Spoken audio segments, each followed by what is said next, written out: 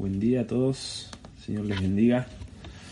El Señor les anime en esta mañana y use también su palabra para ello.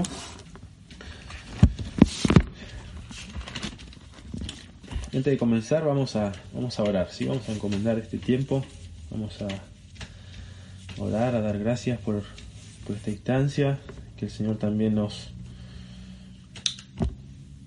ayude a ser diligentes en prestar atención y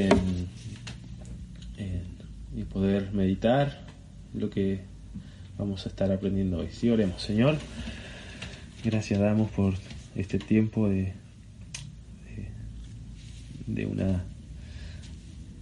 quizás una comunión distinta, Señor, que nos deja siempre insatisfechos, pero damos gracias, Señor, y alabamos, Señor, su nombre porque nos sigue proveyendo alimento espiritual, instrucción durante la semana, Señor, y podemos seguir alimentándonos y conocemos la importancia de eso en nuestra vida, la importancia de seguir creciendo en el conocimiento de nuestro Señor, creciendo en el conocimiento de la palabra, familiarizándonos con ella, relacionándonos con ella. Conocemos sus beneficios, conocemos nuestra necesidad de tu palabra, Señor, y clamamos, Señor, en este día de que pueda ser útil, eficaz, poderosa para convertir nuestra alma, para corregirnos, para instruirnos. Ayúdanos a prestar atención en lo que tú quieres enseñarnos, Señor, en lo que tú quieres que hagamos también a la luz de ella. Gracias, Señor, de nuevo por este tiempo. Bendice a mis hermanos y permíteme también, Señor, ser claro y sencillo, Señor, al compartirles de tu palabra. Señor, lo pedimos en el nombre de Jesús. Amén. Bien. No sé si ustedes me escuchan bien, todos. ¿Sí? Bien. No sé si han escuchado la frase o la expresión "somos lo que comemos". No sé si creo que todos la hemos escuchado, esa frase. Pero tiene la idea, esta frase, o la intención de llamar quizás a la conciencia a las personas en cuanto a su alimentación. Porque si lo que comen es saludable, entonces su alimentación, su salud o su condición física también va a ser saludable. Si nosotros, las personas que se alimentan, por así decirlo, de, no sé, frituras, grasas, ese tipo de cosas, son más propensas a generar a veces problemas en su salud, ya sea problemas al corazón, problemas, no sé, al estómago, al hígado. Según sea la alimentación, según sea lo que nosotros comemos, ingerimos, va a afectar para bien o para mal a nuestra salud física. Y eso es cierto en cuanto a nuestra salud. Pero si lo quisiéramos pensar pensaba en esta idea a la hora de quizá introducir el pasaje que vamos a ver hoy, porque en la escritura o quizás a nivel espiritual, esta frase "somos lo que comemos" también puede ser cierta si nosotros dijéramos que somos lo que pensamos, ¿sí? O vivimos, o nuestra salud espiritual va a estar determinada por qué cosas estamos pensando, o mejor dicho, qué cosas están influyendo mi mente, ¿sí? Y esa es un poco la idea con la que yo quiero que usted se quede en esta mañana, que aquello que influye mi mente, mi manera de pensar, va a determinar mi manera de andar, ¿sí? Aquello que influye mi pensar, aquello que yo estoy trayendo a mi mente, a mis pensamientos, va a determinar la manera en la que yo voy a vivir, la manera en que yo me voy a comportar. Si mi mente, mi pensamiento constante es acerca de, no sé, podemos pensar en esta situación con el virus, y no es por menospreciar la gravedad del asunto, sino simplemente tomarlo como ejemplo. Si nosotros caemos en la idea de pensar en lo que no podemos hacer, en lo que deberíamos poder haciendo, que no podemos quizás todos trabajar normalmente, no podemos quizás vivir ya normalmente, y empezamos como a pensar y a frustrarnos y a tener ese tipo de quejas. Entonces mi vida y mi comportamiento va a estar dominado, por así decirlo, por aquello que yo estoy pensando. Va a ser la queja, la frustración, todo mi comportamiento, toda mi vida se va a ver afectada. Y algo muy parecido escribió el autor de Proverbios, cuando en Proverbios 23:7 él expresó la primera parte, dice: porque cuál es su pensamiento en su corazón, tal es él. Esta es la idea. Cual sea el comportamiento, lo que está en el corazón, tal va a ser la persona. Por tanto, aquello que influye en mi pensamiento va a determinar la manera en la que yo vivo, ¿sí? Y algo muy parecido dijo también Jesús en Marcos 7:21 en relación a esto. Y en la Biblia mucho siempre se da como este intercambio entre mente y corazón, ¿sí? Para referirse quizás como al centro de toda persona, al centro emocional, intelectual, de donde surgen mis deseos, mis sentimientos, mi manera de pensar y de vivir.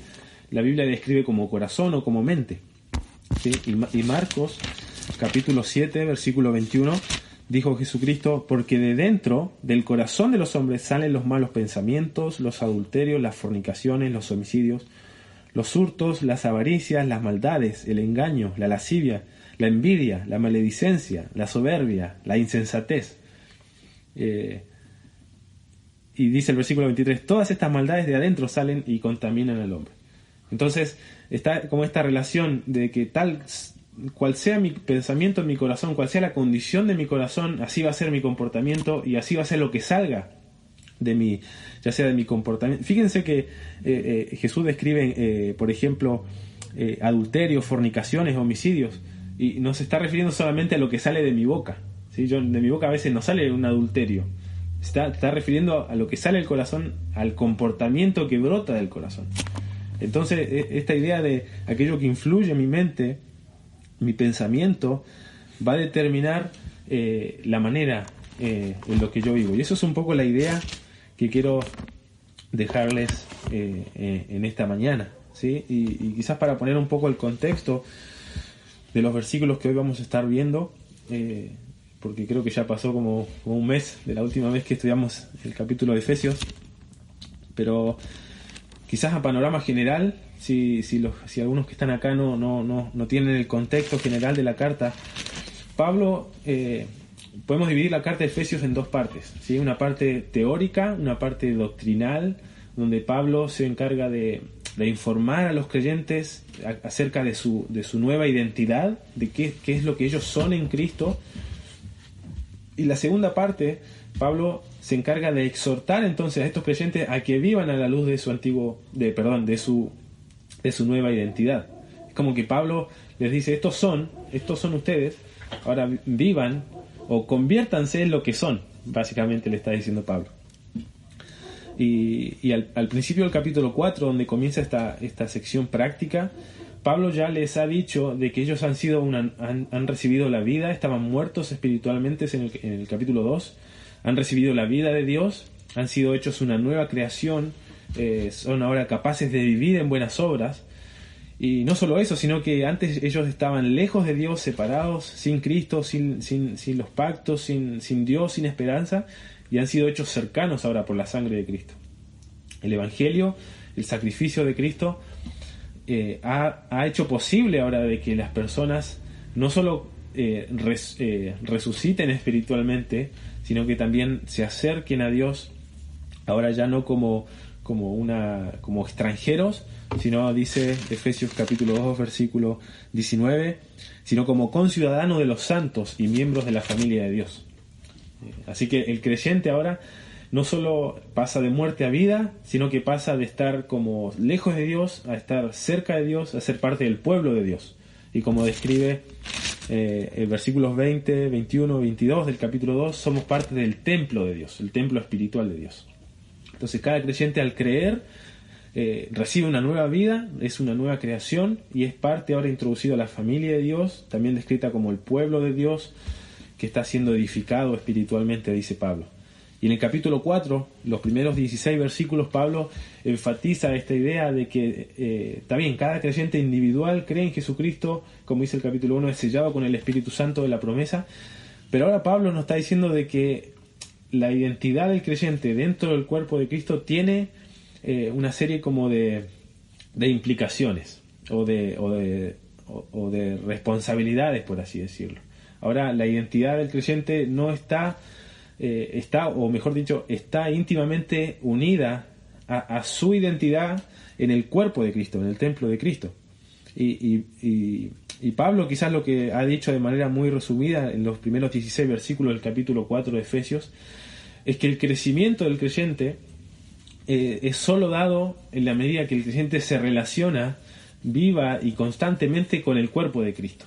Entonces el creyente es hecho una nueva creación, tiene una nueva identidad, pero ahora el crecimiento y la madurez de este creyente va a ser determinado por su relación con la iglesia, por su relación con el cuerpo de Cristo, como dice capítulo 4 del 1 al 16.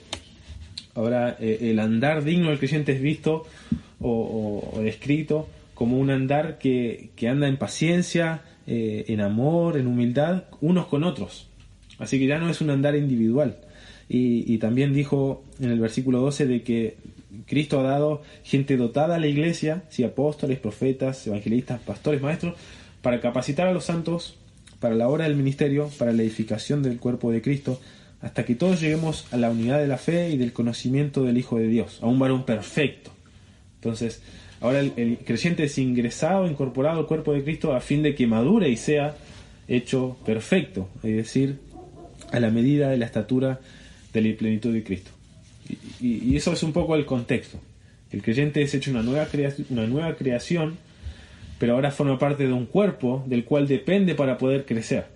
Así que no es suficiente nacer de nuevo, no es suficiente creer al Evangelio, también entendí el Evangelio, ahora ya está, vivo como quiero. No, yo necesito vivir en relación, mejor dicho, con el cuerpo de Cristo. Y es en el cuerpo de Cristo, en el contexto de la iglesia local, donde Dios ha dado gente que transmite la verdad de Dios para perfeccionar a los santos, es donde el creyente debe ser influenciado en su mente para ser influenciado también en su manera de andar. Entonces, esa es un poco la idea de esta mañana. ¿Sí? Y lo que vamos a ver hoy es quizás tres puntos que quisiera compartir con ustedes. Y Pablo, entonces, si lo que influye en mi mente determina mi manera de andar, la exhortación implícita entonces en este pasaje es que nosotros debemos despojarnos de nuestro antiguo andar, ¿sí? Porque como vamos a ver ahora, ese andar no solo nos afecta cosas externas, sino también nuestra antigua naturaleza sigue ejerciendo influencia sobre nosotros. Y por favor mire Efesios capítulo 4 versículos 17 al 24. Si vamos a leerlos. Dice: esto pues digo y requiero en el Señor, que ya no andéis como los otros gentiles que andan en la vanidad de su mente, teniendo el entendimiento entenebrecidos, ajenos a la vida de Dios, por la ignorancia que hay en ellos, por la dureza de su corazón, los cuales, después que perdieron toda insensibilidad, se entregaron a la lascivia para cometer con avidez toda clase de impureza. Mas vosotros no habéis aprendido así a Cristo. Si en verdad la habéis oído y habéis sido por él enseñados, conforme a la verdad que está en Jesús, en cuanto a la pasada manera de vivir, despojaos del viejo hombre, que está viciado conforme a los deseos engañosos, y renovaos en el espíritu de vuestra mente, y vestíos del nuevo hombre, creado según Dios en la justicia y santidad de la verdad. Y lo primero que vemos en el versículo 17, y lo que quiero quizá enfocar en la primera parte de este versículo, es la exhortación que hace Pablo. ¿Sí? Pablo nos exhorta a los creyentes en Éfeso a que dejen, o a que se despojen, o a que cambien su manera de andar, o que dejen su antiguo andar. Eso es lo que está exhortando Pablo. Le dice, ya no andéis como los otros gentiles. Y quiero marcar un poco la naturaleza de esta exhortación. Es interesante que Pablo no está dando, por así decirlo, un consejo. Pablo no está haciendo, le está diciendo, bueno, miren, les aconsejo, quizás les conviene no vivir como los gentiles. No, Pablo está diciendo, la palabra requiero allí es la palabra marturomai, que significa, o lleva la idea de invocar como testigo a alguien para exigir una orden enfática y solemne. Es como que Pablo, lo que quiere exhortar Pablo en estos versículos es tan importante, es tan solemne, de que él trae como testigo al mismo Señor Jesucristo. Dice, esto digo y requiero en el Señor. Es como que yo, dice, invoco al Señor como testigo para decirles y testificarles, la palabra ahí requiero, o insistirles algo. Pablo quiere llamar la atención de estos creyentes con la mención del Señor Jesucristo, para que ellos puedan, por así decirlo, estar atentos a lo que le va a decir y a prestar atención a las palabras de Pablo como si fueran las palabras de Cristo. Por eso él dice, lo digo esto y requiero en el Señor. Cuando Pablo, por ejemplo, a los Corintios, cuando él estaba dando una serie de consejos en cuanto al matrimonio, él dice en 1 Corintios 5:10, dice, pero a los que están unidos en matrimonio mando, no yo, dice, sino el Señor, que la mujer no se separe del marido. Y sigue dando una serie de instrucciones y de asuntos en cuanto a esto, pero con esta idea de no lo mando yo, no lo digo yo, lo dice el Señor.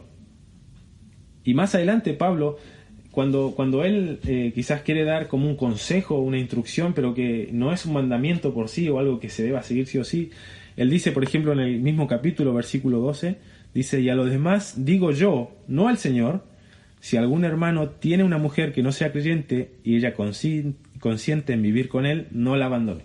Entonces Pablo hace siempre esta diferencia de, esto dice el Señor y esto digo yo, no lo dice el Señor.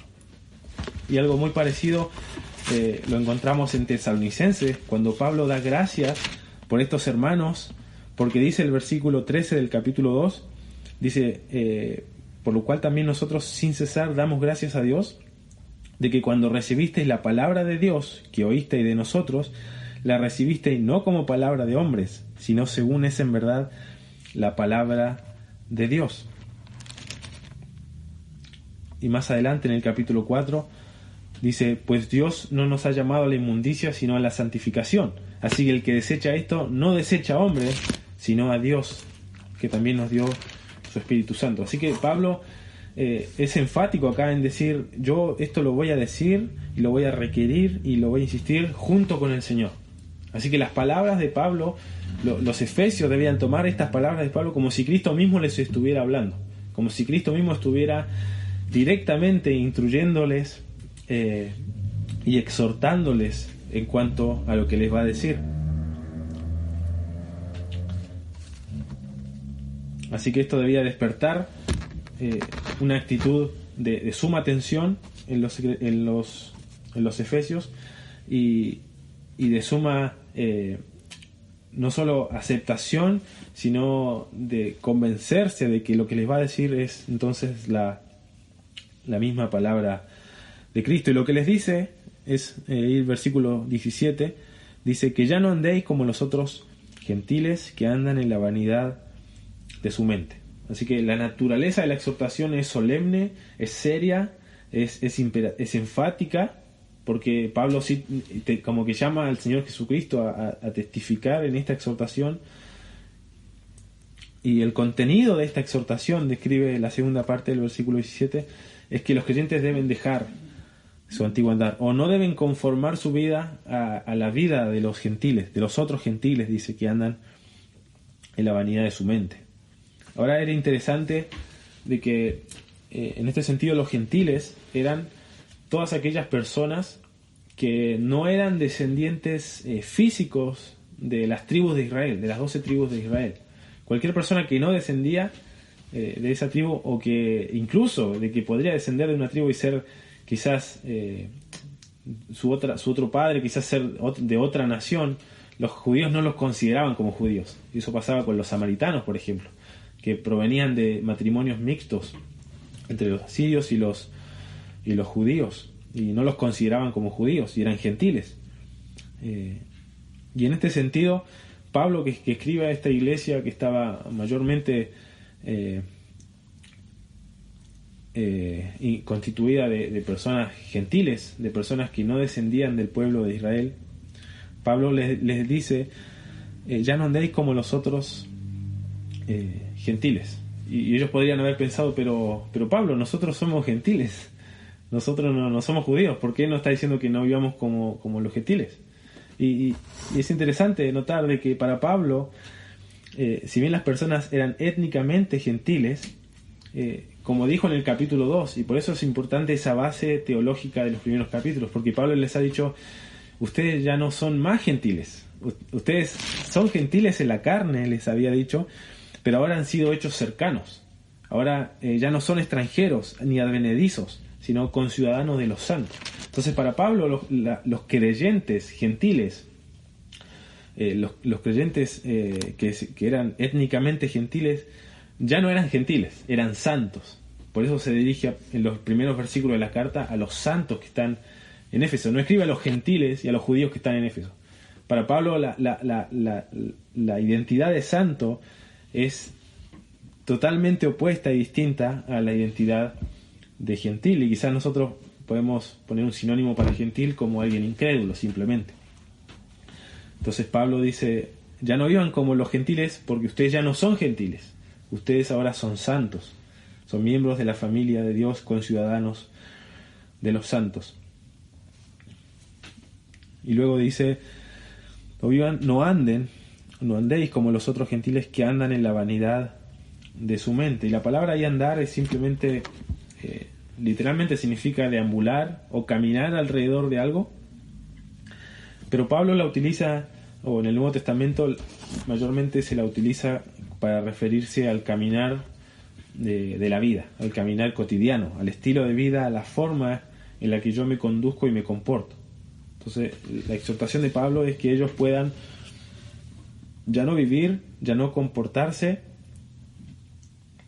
como los gentiles o como los demás incrédulos se comportan, y Pablo describe cómo es ese andar, cómo es ese comportamiento, y dice que andan en la vanidad de su mente. Y ahí la palabra, interesante, vanidad, en el Antiguo Testamento la idea de vanidad era todo aquello que no era de acuerdo al temor de Dios. Por eso dice el autor de Proverbios que vana es la belleza y sin valor la gracia, sino la mujer que teme al Señor, esa será bienaventurada. Y Eclesiastés, el autor de Eclesiastés dice, vanidad de vanidades, todo es vanidad.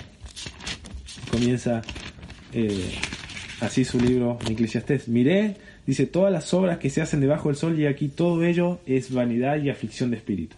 Y todo el discurso de Eclesiastés se basa en la premisa de que sin Dios, sin el temor de Dios, todo en la tierra es vanidad, es sin sentido, es aflicción de espíritu. Pero termina el libro de Eclesiastés y dice, el fin de todo discurso oído es este: teme a Dios y guarda sus mandamientos, porque esto es el todo del hombre. La vanidad, todo aquello que no se inclina al temor de Dios, sino que lo rechaza, es visto como algo vano, que significa engañoso o inútil o sin valor.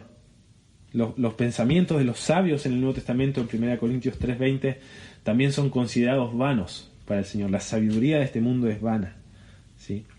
Y en este sentido, el andar de los gentiles, el andar de los incrédulos, se caracteriza por un estilo de vida, un comportamiento que, al no brotar del temor de Dios, entonces la Biblia lo describe como algo vano, como algo sin valor, como algo inútil. El gentil, el incrédulo, la persona alejada de Dios, que no tiene temor de Dios, es incapaz de pensar o de hacer decisiones morales en cuanto a su manera de vivir, decisiones correctas en cuanto a lo que Dios quiere para su vida. Y eso es algo muy evidente.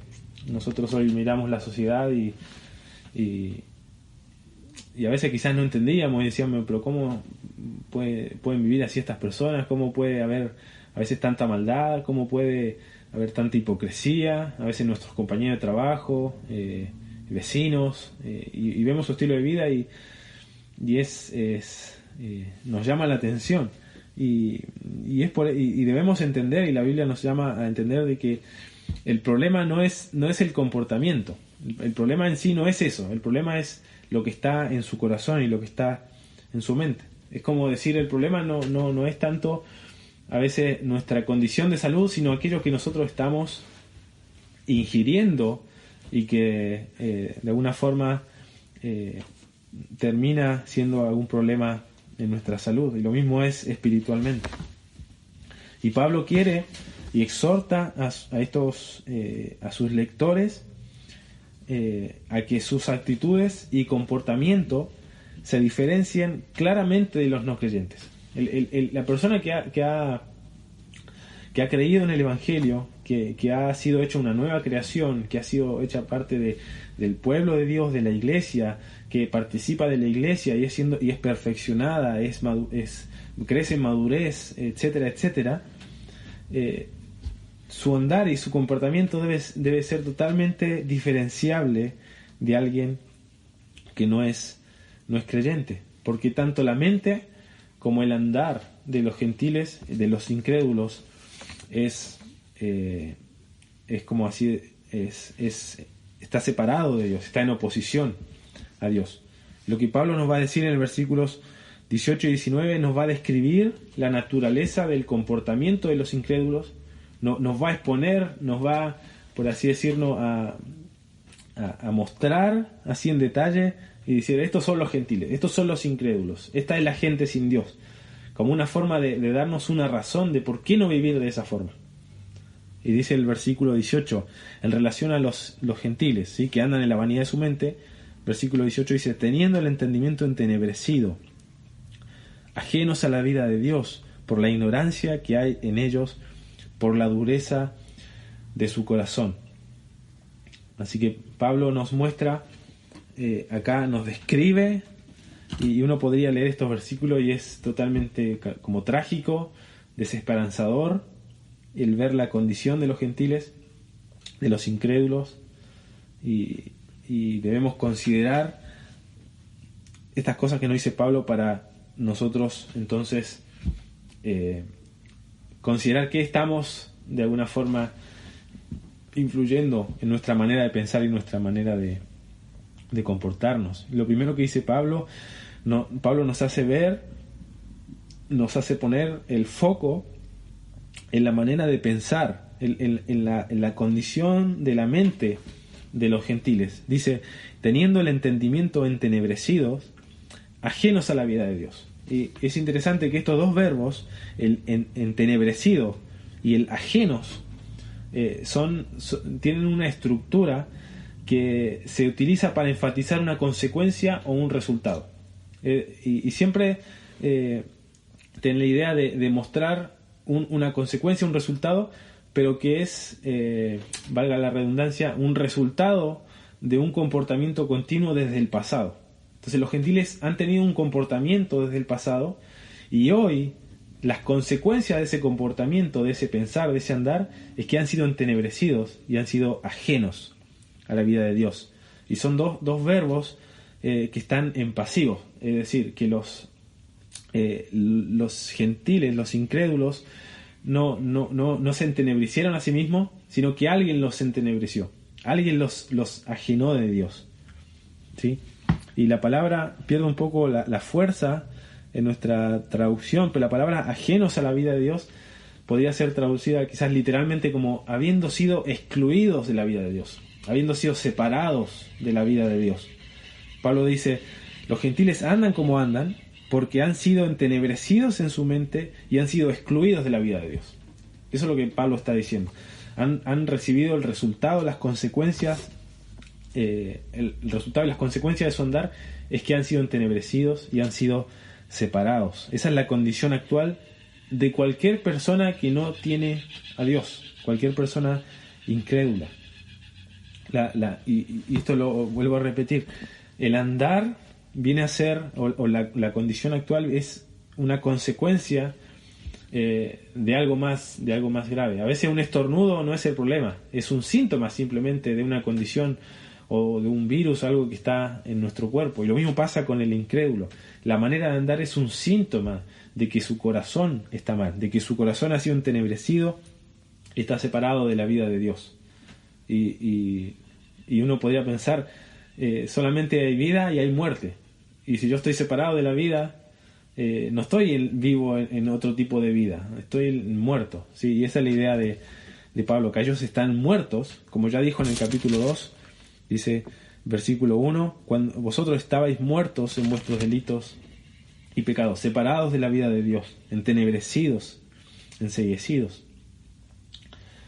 Así que esa es la condición del incrédulo, es una consecuencia de algo más grave. Y lo dice Pablo, y dice, por la ignorancia que hay en ellos y por la dureza de su corazón. La idea de Pablo es esta: ellos están entenebrecidos y ajenos de Dios porque hay ignorancia en ellos, y hay ignorancia porque su corazón es duro. Es un poco el pensamiento de Pablo. Ellos recibieron esta consecuencia, este resultado de ser entenebrecidos, excluidos, porque hay ignorancia en ellos, y hay ignorancia porque hay dureza en su corazón. Así que la condición última, espiritual y moral de los incrédulos, el estar entenebrecidos y separados de la vida de Dios, es una consecuencia del corazón y de la condición del corazón de la persona. Porque, como decía el proverbio, tal es su pensamiento, su corazón, tal es esa persona. ¿Sí? Y eso es lo que está mostrando Pablo. El corazón es el problema del andar de las personas. Y corazón y mente, mencioné que eran a veces términos intercambiables en la escritura para describir como el centro, el alma de una persona, de donde brota nuestros deseos, de donde surgen nuestras motivaciones, nuestros deleites, nuestra esencia brota de allí. Pero si nuestro corazón, dice acá, el corazón de ellos es duro, y por eso están entenebrecidos y excluidos, han sido alejados, es una consecuencia. Lo que sucedió en Edén es una ilustración de esto. ¿Sí?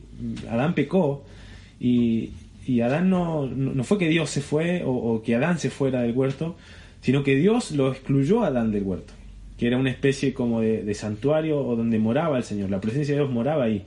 Cuando Adán peca, Dios lo saca del huerto, Dios lo excluye, lo separa de él y pone querubines para que Adán no volviera.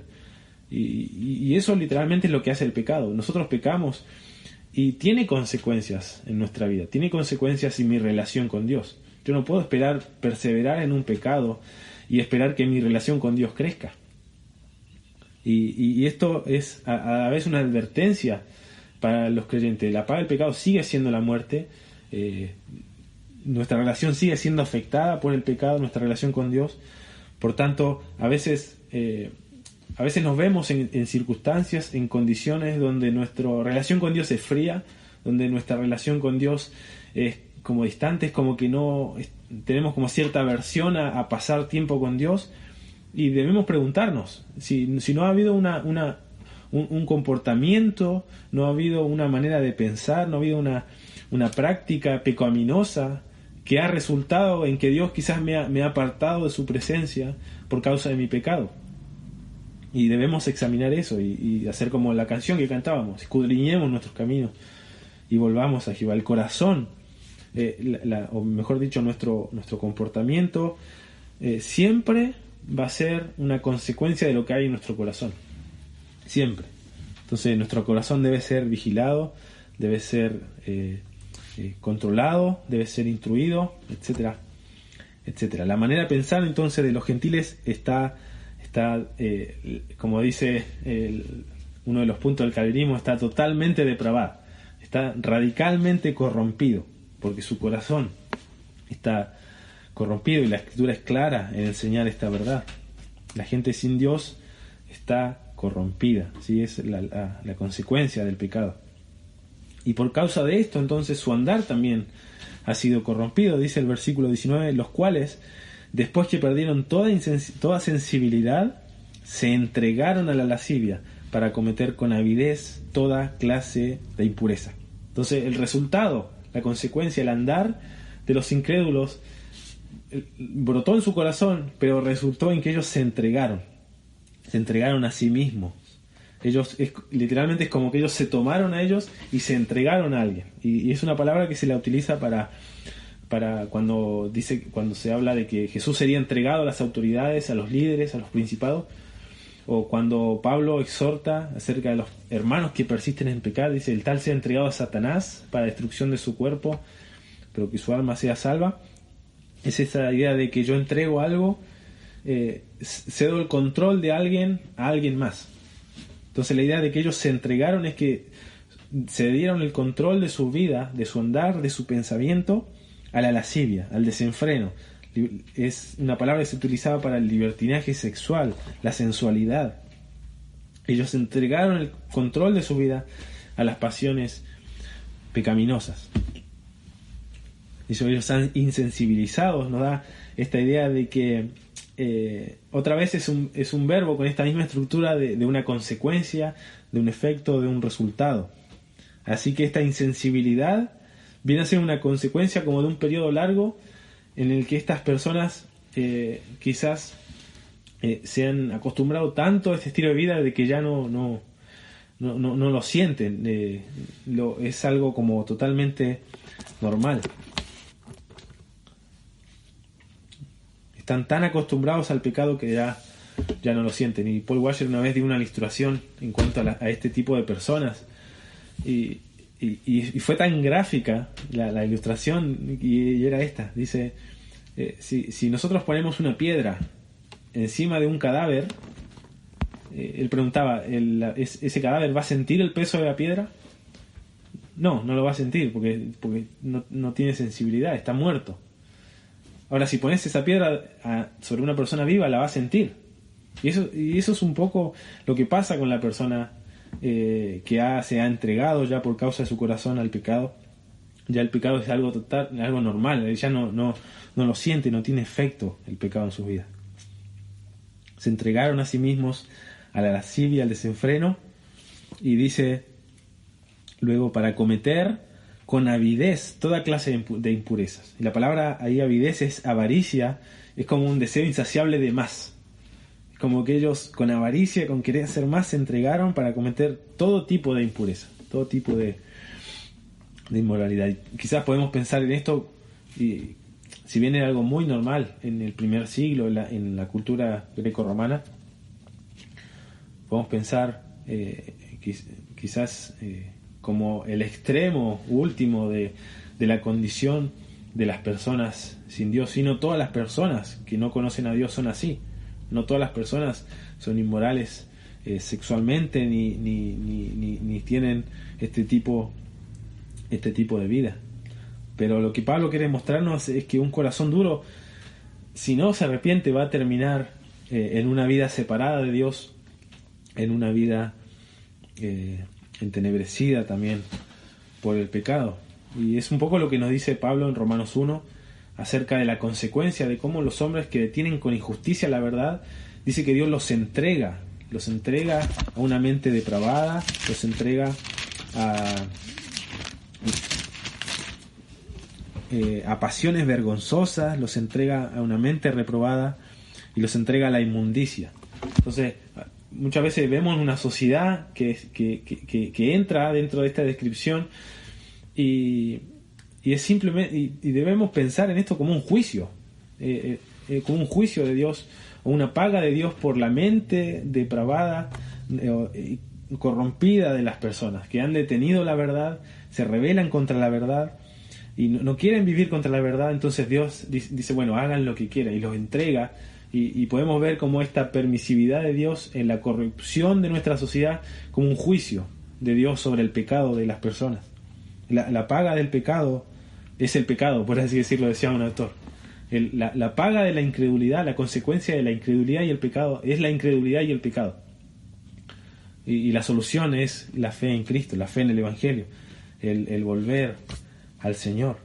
Esta es la condición de los gentiles, la condición de los incrédulos, y Pablo nos exhorta: ya no conformen su vida, no anden, despójense, cambien su manera de vivir, y nos describe, porque ellos, miren lo que ha pasado con ellos, que se han dejado de influenciar por los deseos de su mente. Fíjense lo que ha pasado: se han entregado finalmente a la inmundicia, han sido entenebrecidos, han sido excluidos de la vida de Dios, y de alguna forma Pablo nos advierte de las consecuencias del pecado. Los creyentes debemos reconocer estas actitudes y luchar contra ellas en nuestra vida.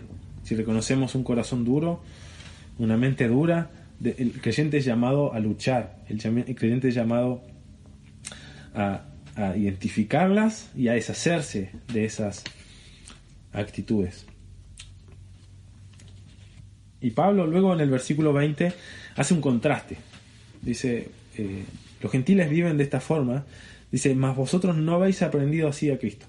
Y es como que Pablo en su mente les quiere recordar y les quiere otra vez traer a la mente cuál es su nueva identidad y cuál es su nueva condición. Y para contrastarlo, para diferenciarlo de la condición del incrédulo. ¿Sí? Él ya ha dicho en el capítulo 2 de Efesios de que ellos han sido hechos una nueva creación, han recibido la vida de Dios. Ahora pueden vivir en buenas obras, las cuales Dios preparó de antemano, y ahora forman parte del pueblo de Dios, ya no son ajenos. Si su identidad está en Cristo y su vida está en Cristo, y ahora a causa de esa realidad, es como que Pablo, acuérdense, ustedes ya no son eso, por tanto no vivan de esa manera. Dice, ustedes no han aprendido así a Cristo. Y Pablo describe esto como una realidad. Ellos, la forma del verbo que Pablo utiliza describe algo que es real y que no cambia, ¿sí?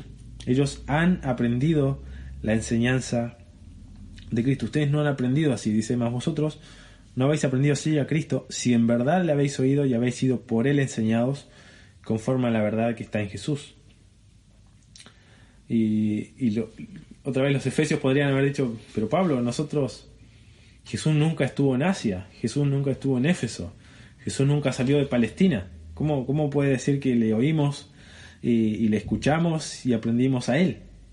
Y esto parte básicamente de la idea de que la palabra de los apóstoles, aquellos que el Señor envió, eran las palabras de Cristo mismo. Él lo dijo en Lucas capítulo 10, versículo 16. Jesús dijo esto: el que a vosotros oye, a mí me oye, y al que a vosotros desecha, a mí me desecha, y el que me desecha a mí, desecha al que me envió. Entonces, de alguna forma, escuchar a los apóstoles, recibir a los apóstoles, era escuchar y recibir a Cristo. Por eso Pablo hace esta idea de, yo lo digo juntamente con el Señor. Las palabras de Pablo son las palabras de Cristo. La enseñanza que Pablo ejerció durante 3 años, día y noche, anunciándoles todo el consejo de Dios, como vemos en Hechos 20 a los Efesios, eran las palabras de Cristo. Pablo puede afirmar de que ellos han oído la enseñanza apostólica de parte de Jesús, porque escuchar la enseñanza apostólica era escucharlo a él. Y hoy día lo mismo es realidad para nosotros. Queremos escuchar las palabras de Cristo, podemos escuchar sus enseñanzas, las tenemos escritas, ¿sí? en nuestra Biblia. No necesitamos nueva revelación, no necesitamos inventar nuevas doctrinas, no necesitamos reinventar la Escritura. La palabra de Dios escrita es suficiente, ¿sí? Cuando Pablo exhortaba a Timoteo, dice, usted ha sabido las santas escrituras que te han hecho sabio para la vida eterna, y él dice, toda escritura es es inspirada por Dios y útil para enseñar, para corregir, para redarguir, para instruir en justicia, a fin de que el hombre de Dios sea enteramente preparado para toda buena obra. Y Pablo se está refiriendo a las Escrituras, no al Nuevo Testamento, sino al Antiguo Testamento. No estaba en el Nuevo Testamento cuando escribe a Timoteo. Y le dice: Timoteo, el Antiguo Testamento es útil, es inspirado por Dios, persiste en ello. No necesita... Fíjense, todavía no estaba el canon del Nuevo Testamento y Pablo le dice: eso es suficiente. Y lo mismo hoy para nosotros que tenemos la revelación del Nuevo Testamento. Pablo afirma esto, de que la enseñanza acerca de Jesús por medio de los apóstoles es escuchar a Cristo mismo. Si hemos aprendido esa verdad, si hemos sido instruidos, aceptado y creído esa verdad, Pablo dice que hemos escuchado también a Cristo. Y hay una palabra acá en el versículo 21 que dice: si en verdad le habéis oído, y suena como que Pablo sugiere de que quizá ellos no, si realmente ustedes escucharon, como que pone duda. Pero también en el griego permite la traducción de esa partícula así, como podría ser traducida también como ya que o puesto que. Como que Pablo diga: ustedes no han aprendido así a Cristo, puesto que ustedes lo escucharon a Él y fueron enseñados por Él. Es como que, y esto es correcto al contexto, porque Pablo utiliza todos verbos que enfatizan una realidad, no una posibilidad, sino una realidad. Y Pablo dice: ustedes aprendieron a Cristo porque a Él, o ya que a Él lo escucharon, y ustedes fueron enseñados en Él, conforme a la verdad que está en Jesús. Y Pablo dijo en el capítulo 1 de Efesios, dice: en Él también vosotros, habiendo oído la palabra de verdad, el evangelio de vuestra salvación, y habiendo creído en Él, fuisteis sellados con el Espíritu Santo. Ellos, los efesios, habían escuchado la verdad y habían creído la verdad.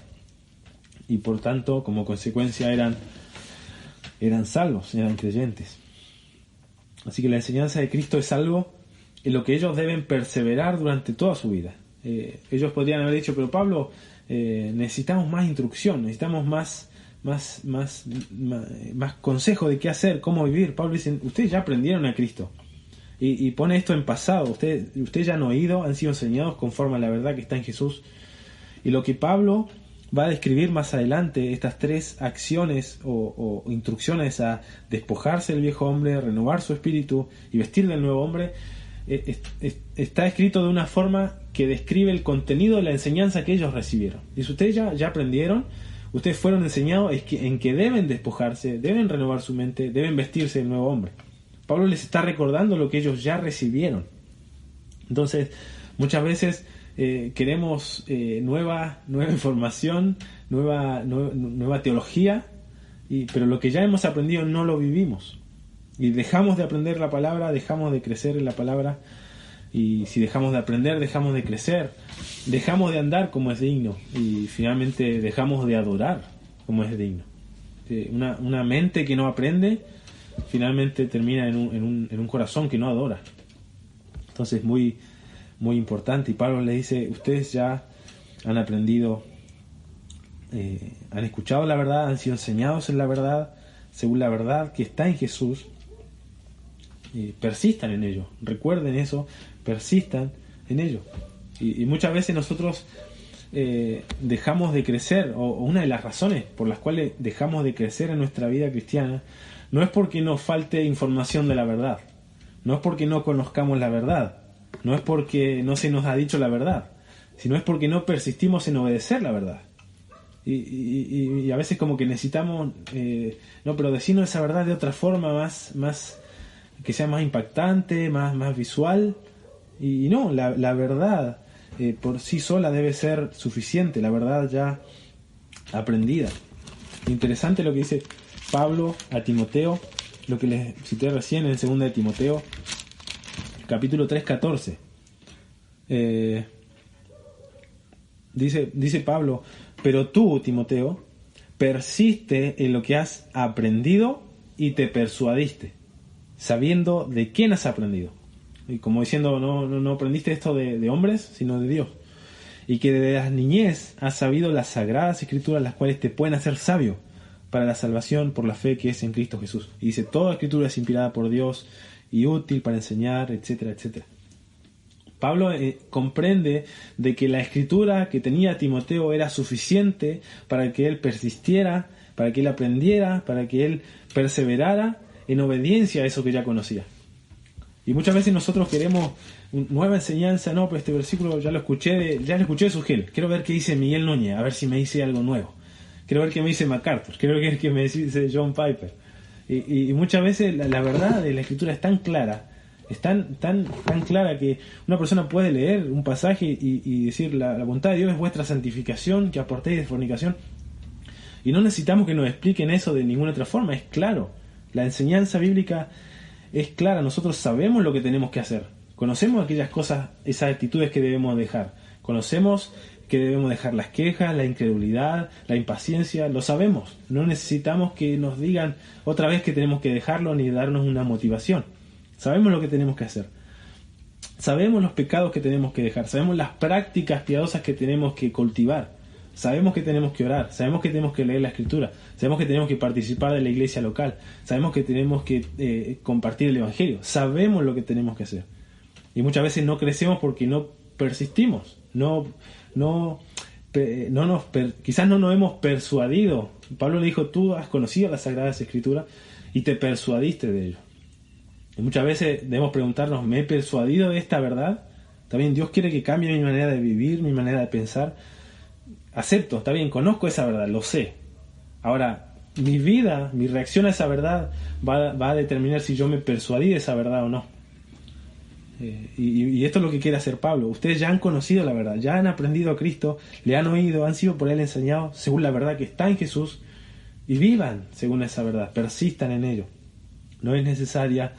y Pablo o Pedro creo que dice, a mí no me es gravoso repetirle las cosas, les decía. Y muchas veces necesitamos eso, que se nos exhorte a vivir según la verdad que ya conocemos. Entonces Pablo parte de esta realidad. Ustedes son una nueva creación, una nueva identidad, conocen la verdad y tenemos una responsabilidad, una reacción que debemos tener ante esa verdad. Y quizás la idea de Pablo es que la verdad que conocemos es suficiente para cambiarnos, para vivir a la luz de ella. La verdad que hemos recibido es suficiente para que influya en nuestra mente y renueve nuestra manera de andar, ¿sí? Aquello que influye, que afecta mi manera de pensar, como dije al principio, va a determinar mi andar. Pablo dice, la verdad que recibieron es suficiente para eso. No necesitan otra cosa.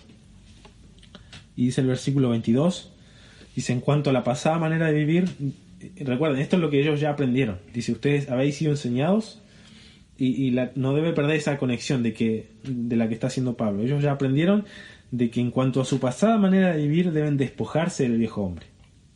Despojarse. Y el viejo hombre describe simplemente a nuestra antigua identidad caída, a lo que acaba de describir Pablo en los versículos 18 y 19. Ese es el viejo hombre, el viejo ser, la vieja manera de vivir. Y si bien este hombre, como dice Romanos 6, versículo 6, ya fue crucificado, nuestro viejo hombre fue crucificado, la idea y el peligro que ve Pablo es que este viejo hombre persiste, y los efesios se les había enseñado ya a despojarse de todo lo referente a este hombre. Y Juan el Bautista decía, sed frutos dignos de arrepentimiento. Y vemos en la Escritura esta idea de que el arrepentimiento no solo la conversión no solo requiere fe en Cristo, sino arrepentimiento. Entonces, desde la misma predicación del Evangelio se nos enseña que debemos despojarnos de cierto comportamiento. Entonces debemos despojarnos del viejo hombre, literalmente desvestirnos del viejo hombre. Y dice que está viciado conforme a los deseos engañosos. Y la palabra viciado es la palabra corrompido, literalmente. Este viejo hombre está corrompido de acuerdo a los deseos engañosos. Y otra vez, los versículos 18 y 19 nos hacen pensar en que la condición del incrédulo es que está totalmente depravada, totalmente corrompido. Y Pablo ahora lo enfatiza y dice, el viejo hombre está corrompido. y nos preguntamos, ¿qué puede hacer entonces que una persona en esta condición cambie? ¿Cómo fue que en nuestra vida sucedió este cambio? Si estábamos corrompidos, si nuestro corazón corrompido, nuestra mente, nuestros deseos estaban corrompidos, ¿qué ha ocurrido? Bueno, Pablo ya lo ha explicado, el Evangelio, la obra de Cristo a ustedes, solamente por medio de la fe, solamente por medio de la gracia, confiar en la muerte de Cristo en nuestro lugar. Pablo dice que nos da acceso a la vida de Dios. Dios nos da vida, nos hace una nueva creación. Nuestro viejo hombre, o el incrédulo, podríamos decirle así, no necesita simplemente una renovación en su mente, no necesita quizá una capacitación, mirá, tenéis que hacer esto otro. No necesita una actualización, necesita, como dice Pablo en capítulo 2 de Efesios, una resurrección. El viejo hombre no necesita simplemente un arreglo acá, un arreglo allá, necesita morir y nacer de nuevo. Y eso es lo que hace el Evangelio. Pablo trae a memoria, les recuerda, le dice, ustedes ya han recibido la vida de Dios, ya han sido resucitados junto con Cristo, ya han sido hechos una nueva creación, y a la luz de lo que Dios ha hecho, entonces ustedes ahora tienen la capacidad y la posibilidad de despojarse de aquello que les está corrompiendo. Esta era una enseñanza que ellos ya habían recibido, ¿sí? Entonces debían despojarse, desvestirse, desechar todo lo que tuviera que ver con el viejo hombre, que se corrompe según los deseos engañosos. Debemos de dejar de vestirnos con prácticas y actitudes que sabemos que son ajenas a la voluntad de Dios. Nosotros ya sabemos lo que tenemos que dejar de lado en nuestra vida. Sabemos aquellas actitudes que tenemos que dejar. Y Pablo nos exhorta, como dijo al principio, juntamente con el Señor, a despójense de esto. Testifico, juntamente con el Señor, les insisto en esto. Despójense del viejo hombre, de sus prácticas, de su forma de pensar y también de sus deseos. Segundo que Pablo dice en el versículo 24, dice, y vestíos del nuevo hombre. Versículo 23, renovaos en el espíritu de vuestra mente. Pablo dice, interesante acá la estructura del verbo que Pablo utiliza, a diferencia del despojaos, el renovaos está en voz pasiva, lo que implica de que los creyentes no realizan su renovación. El creyente no ejerce renovación sobre su vida, no puede realizar ningún tipo de renovación en su vida.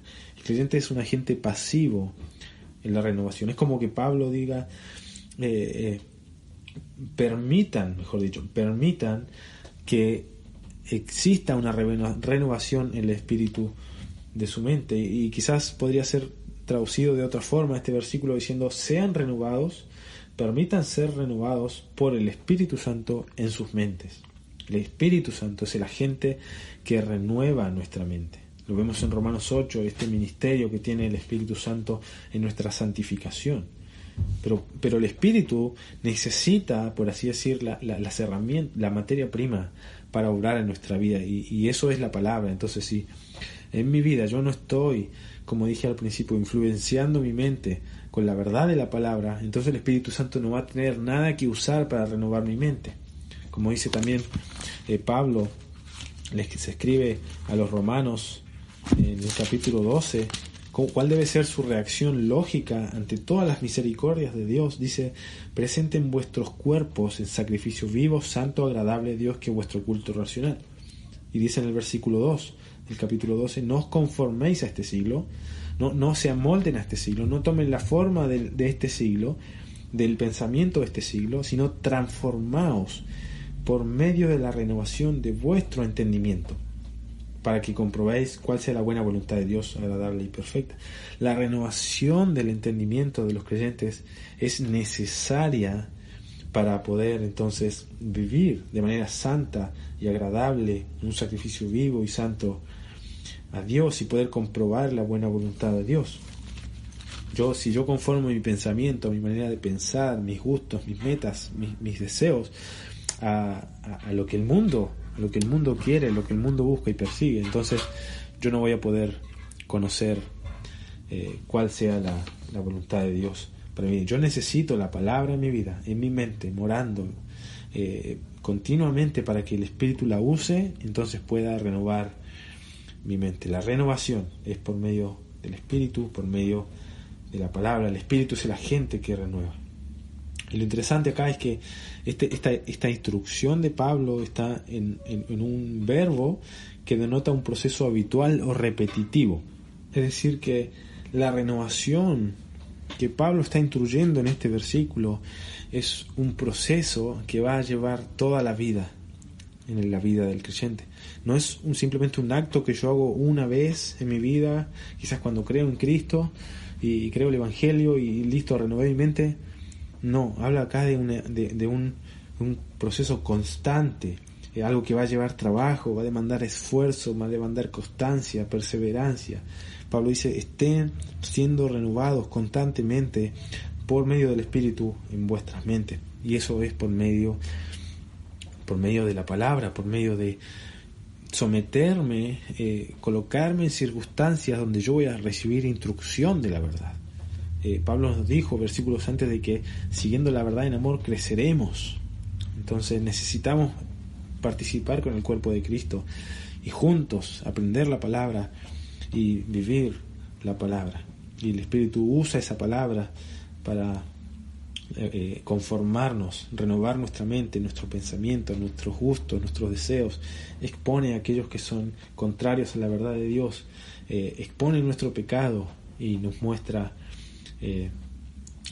cuál es la voluntad de Dios en algún aspecto determinado. Así que debemos renovarnos, debemos despojarnos de nuestro antiguo hombre, reconocer las actitudes, los pensamientos, los deseos que son del viejo hombre, y podemos ir a la lista en Gálatas capítulo 5 de las obras de la carne, y podemos ver adulterio, fornicación, inmundicia, idolatrías, y sabemos, sí, eso no lo voy a hacer porque es de la carne, pero dice pleitos, celos, iras, disensiones, envidias. Pablo pone una envidia como un adulterio o un homicidio en el mismo lugar, al mismo nivel.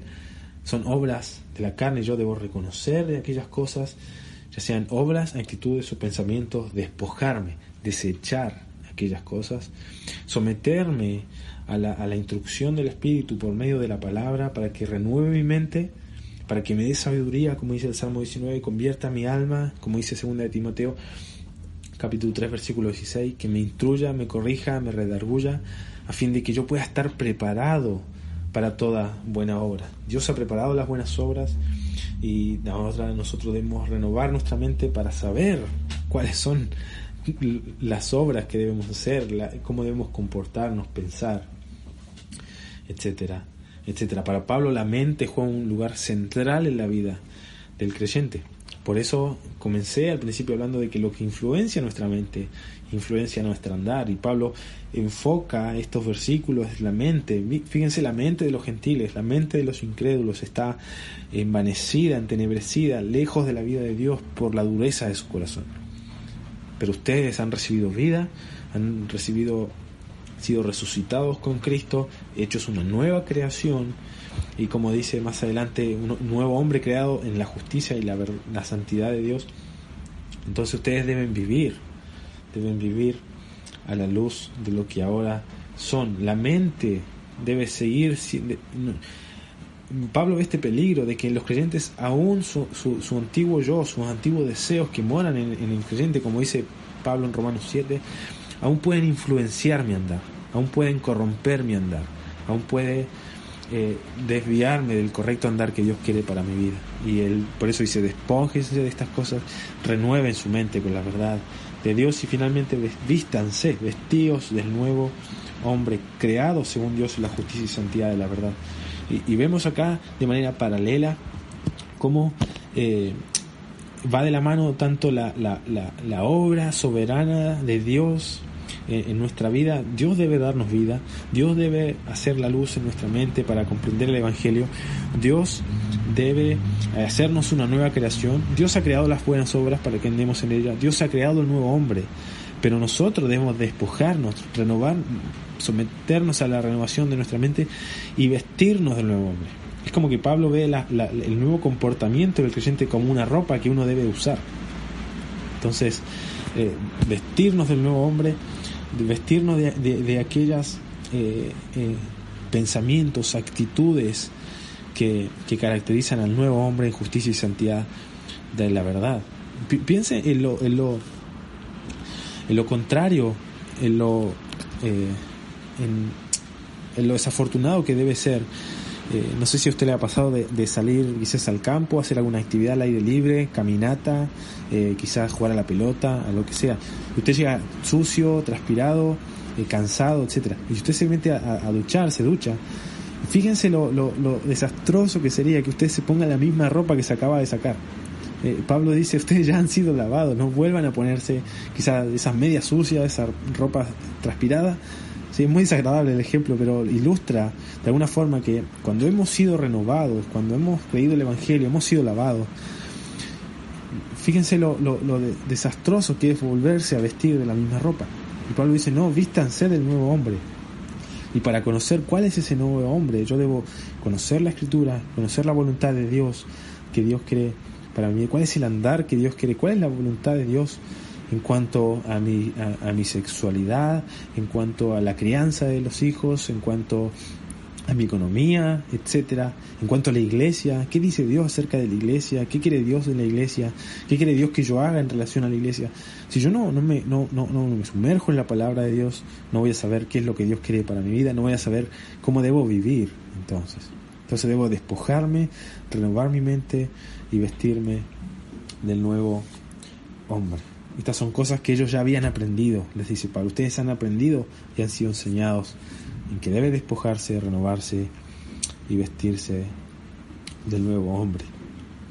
Sí, esta es la idea un poco de este pasaje. Pablo nos ha dicho de que aquello que influencia nuestra mente va a determinar nuestro andar. Aquello que yo como,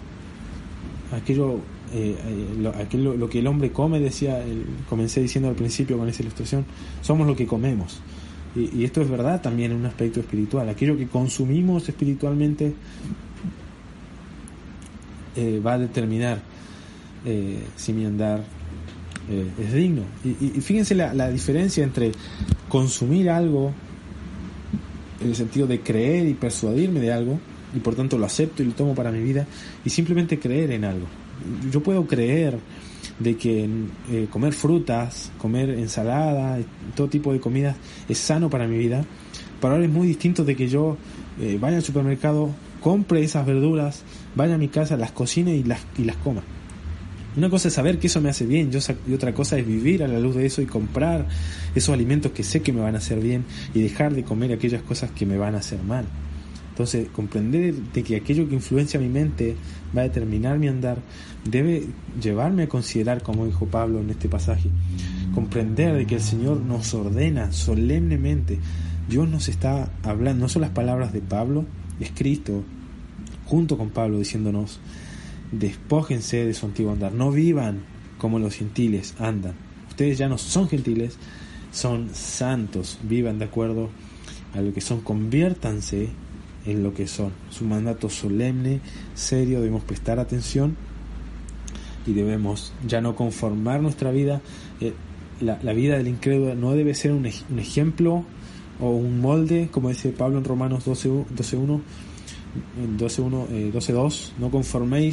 no os conforméis a este siglo, no tomen la forma, no se amolden, ¿sí? En realidad como de una gelatina que se amolda y toma la forma de un molde, no se amolden a esto, sino a la verdad de Dios. Ya no vivan, o sea, no amolden su pensamiento ni su andar al andar del mundo, porque tanto el pensamiento del mundo, dijo Pablo, y el andar del mundo del incrédulo está en oposición a Dios. Ha sido entenebrecido, ha sido excluido de la vida de Dios por causa de su pecado, y eso sirve de advertencia también para nosotros hoy. Considerar, ¿sí?, el andar del incrédulo las consecuencias que han recibido por su andar y ver que lo mismo nos puede pasar a nosotros si nos endurecemos contra la verdad. Y quizás, obviamente, no vamos a perder la salvación, ¿sí? Pero Pablo dice en el Nuevo Testamento de que alguien que persiste en el pecado dice: entréguelo a Satanás para que su cuerpo sea destruido, pero su alma sea salva. Entonces está el peligro, una consecuencia real de que Dios, de alguna forma, al persistir tanto en un pecado, Dios nos entregue, como vimos al principio, nos entregue a nuestro pecado. La incredulidad y el pecado son la consecuencia de la incredulidad y del pecado. Entonces está este peligro de nosotros conformarnos al mundo, vivir como ellos y sufrir las consecuencias del pecado, y es la separación de Dios. Entonces debo prestar atención a la orden de Pablo, dejar de vivir como los gentiles, debo considerar la vida de ellos, no conformar mi andar ni mi pensamiento a ese andar y pensamiento que está en oposición a Dios. Y finalmente la verdad de Cristo, la que ya he aprendido, la que ya ha entrado en mi mente, debe ser útil para renovar mi andar. Es suficiente si debo persistir en ello. No necesitamos nuevas revelaciones, no necesitamos que nos prediquen la verdad de una nueva forma distinta. No necesitamos, cuando la voluntad de Dios es clara, no necesitamos otra cosa. Dios quiere que crezcamos en su iglesia por medio de la enseñanza sana de la verdad, y no necesitamos ver cómo Sugel Michelén nos predica ese pasaje, cómo Miguel Núñez nos predica un pasaje, cuando la verdad es clara, y tenemos que persistir en lo que hemos aprendido y que es claro para nuestra vida. Sabemos lo que tenemos que dejar de lado, sabemos lo que tenemos que cultivar en nuestra vida, sabemos el peligro de no hacerlo, sabemos los beneficios de hacerlo, y la pregunta es si estamos persuadidos de que lo que Dios dice es verdad y útil para nuestra vida. Así que se nos manda solemnemente a dejar de lado el antiguo andar, porque ese antiguo andar está en oposición de Dios, tanto en su mente como en su actuar, y debemos volver a la verdad de Cristo, la verdad de la palabra de Dios que ya hemos aprendido, que es útil y suficiente, y que nos instruye a despojarnos, a renovar nuestra mente y a vestirnos del nuevo hombre. Aquello que influencia mi mente va a determinar mi manera de andar, y eso debe hacernos pensar, bueno, ¿qué está influenciando mi mente en el día de hoy? Porque aquello que yo soy hoy, mi condición espiritual de hoy, es el resultado de lo que ha influenciado mi mente en el último tiempo.